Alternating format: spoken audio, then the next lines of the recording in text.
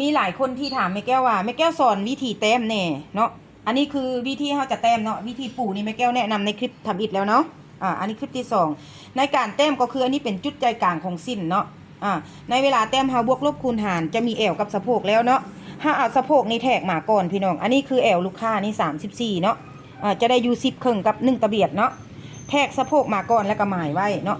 ต่อมาก็จะเอาสเปคของแอวแทกเข้ามาเนาะสเปคของแอวแทกเข้ามาปุ๊บแล้วแม่แก้วจะทับเสือกวัดแบบนี้ทบเสือกวัดแบบนี้เนาะและหมายเอา